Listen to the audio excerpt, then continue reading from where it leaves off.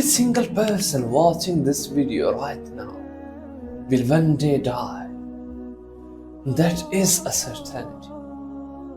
But what most people have never been told is this: Islam gives us in stunning detail, a moment by moment, account of exactly what happens from the second you die until you are placed in your grave. This is not speculation. This is from the Prophet sallallahu alaihi wasallam himself. And knowing it will change the way you live starting today. Assalamu alaikum wa rahmatullahi wa barakatuh. Welcome back to Najam again. Today we are covering one of the most important topics in Islamic belief. What Islam teaches about the journey of the soul after death. This is based entirely on authentic Quran and Sunnah. There is no guessing here. The Prophet ﷺ was given knowledge to the unseen specifically so that we could prepare. The arrival of the angel of death. When a person's time has come, the angel of death, Malak al-Mawt, arrives. Allah tells us in Surah As-Sajdah, أعوذ بالله من الشيطان الرجيم بسم الله الرحمن الرحيم قل يتوفاكم ملك الموت الذي وكل بكم. Say the angel of the death will take you, the one entrusted with you. So for a believer, the angels who come are described as having faces as bright as the sun, carrying white silk and fragrant scent. The soul leaves the body easily, like water flowing from the ajab.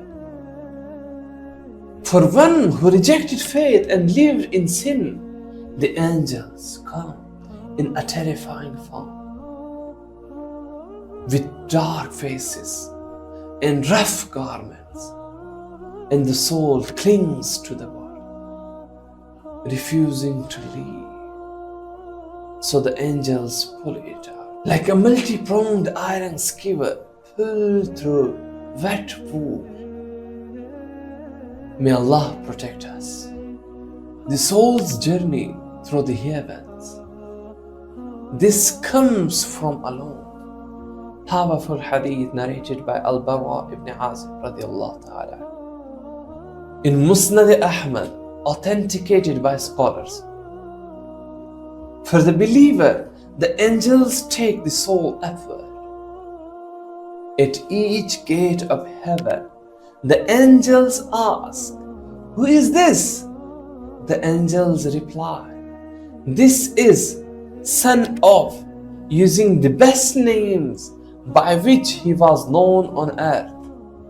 The gates open, and the angels of each heaven welcome the soul and accompany it upward until it reaches Allah subhanahu wa ta'ala. Allah says, "Record my servant's book in Illiyun, the highest record, and return him to the earth. I created them from it, and I will return them to it, and I will bring them forth from it once more." The first night in the grave, after the soul is returned, two angels arrive, Munkar and Nakir. They are described as having blue-black eyes and voices like thunder. Every person, without exception, will face them. They ask three questions. Number one, who is your Lord? Number two, what is your religion? Number three, who is this man? Referring to the Prophet Muhammad sallallahu alaihi wasallam. For the believer, the answers come easily. They say, my Lord is Allah subhanahu wa ta'ala. My religion is Islam. That man is the messenger of Allah subhanahu wa ta'ala. And the angels say, we knew you would say this. The grave expands, light fills it, and a door to Jannah is opened. For the one who lived without faith and conviction, they will say, I do not know. I hear people saying something, so I said it too. And the grave tightens around them until their ribs interlock. Barzakh, the world between. After the questioning, the soul enters Barzakh, the barrier between this life and the hereafter. This is a real, existing real. The Prophet ﷺ said, the grave is either a garden from the gardens of Jannah or a pit from the pits of the Jahannam. In Barzakh, the soul rests in peace or endures punishment until the day of resurrection. And the soul can still be benefited by the living through dua, sadaqah, given on their behalf, and children who make supplication for them. How to protect your grave? The Prophet ﷺ taught us specific protections. Number 1, recite Surah al-Mulk every night. He said, it protects from the punishment of the grave. Number 2, die with La ilaha illallah on your tongue. He said, whoever's last words are this praise enters Jannah. Number 3, pray your 5 daily prayers with sincerity. The Prophet ﷺ said, they are a light in the grave. Number 4, give sadaqah. Charity continues to benefit the soul even after death. Number 5, raise righteous children. Their du'as reach you in the grave.